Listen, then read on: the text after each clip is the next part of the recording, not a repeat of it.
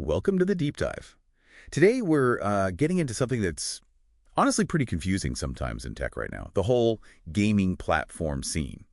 You know, things like the Steam Deck, the Asus ROG Ally X. Are they consoles? Are they PCs? Something else entirely. Yeah, it's a good question. Lots of people are asking that. Exactly. So our mission today really is to cut through some of that noise.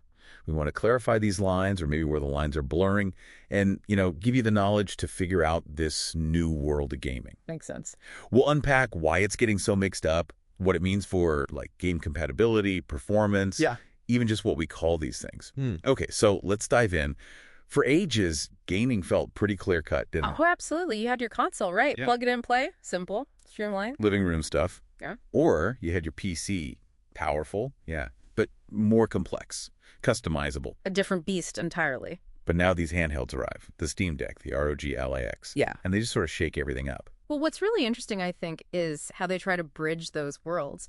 Your traditional console, it's like a walled garden, Fixed hardware, its own operating system, super easy, plug and play. Right. PCs, though, that's the freedom versus friction deal. Huge customization, massive game libraries. But, well, you need more technical know-how. You might have to tinker. Okay, but here's where it gets really tricky, I find. These new handhelds, they look just like a console. Integrated screen, built-in controls. It pulls you into what some are calling a familiarity trap. You grab it, you think console, but underneath, it's basically a portable PC. Exactly right. And that creates this hybrid paradox. You get amazing desktop level performance in your hands, access to enormous PC game libraries, but you also inherit the PC headaches. Ah, okay. Like what? Well, Windows, for example, it wasn't really designed for a tiny 7-inch touchscreen, was it? No, definitely not. Even SteamOS, which Valve made much more console-like, can still be a bit restrictive for certain games or if you want to do non-Steam stuff. Right. I remember trying to get an older game running on one, and it felt like wrestling with drivers again, not quite the seamless experience I expected. And there's another thing. Unlike a desktop PC you build, you can't really upgrade the main parts, like the processor or graphics chip. If you want more power down the line, it's usually replace the whole device, not upgrade a component. Okay, that's a key difference from the PC world. Definitely. So thinking about that PC core, what about when you see branding like, say, the ROG Xbox Ally X? That sounds very console-like. Does that mean it's actually an Xbox console shrunk down? That's a really important point to clarify. The answer is no. Well, yes, modern Xbox consoles use x86 architecture, similar to PCs. Okay. They have specialized hardware bits and, crucially, a proprietary operating system.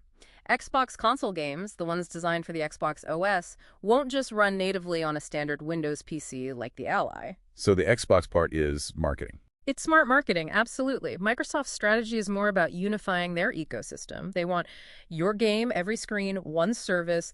Think Xbox Play Anywhere, buy once, play on console and PC. Or Game Pass. Exactly. Game Pass with cloud streaming. It's about making Xbox a service you access on many devices, including Windows PCs. So that branding leverages the familiar Xbox name, but the device itself is a Windows handheld playing the PC versions of those games. Got it. So it accesses the Xbox service and PC games, not the console OS. Precisely. So bringing this all together, what does this actually mean for you, the person trying to decide what to buy or just understand the landscape? Well, knowing these differences is pretty critical. It affects which games you can actually play easily. Right, compatibility. What kind of performance you should realistically expect. The true cost over time, considering you might replace rather than upgrade. And just the day-to-day user experience. Is it going to be simple, or are you okay with a bit more tinkering? And because terms like console like PC feel a bit vague for these hybrids, experts are leaning towards clearer names. Maybe portable gaming PC or handheld PC gaming device. Mobile gaming PC. Yeah, something that clearly says PC but acknowledges the form factor. It really feels like the whole gaming world is shifting towards this hybrid, service-driven future. It does. The lines are blurring fast. Devices are adapting, letting you play across different platforms more easily. Which makes you wonder, what's going to be the next big convergence? What's the next blurring of the lines that's really going to surprise us? That's the million-dollar question, isn't it?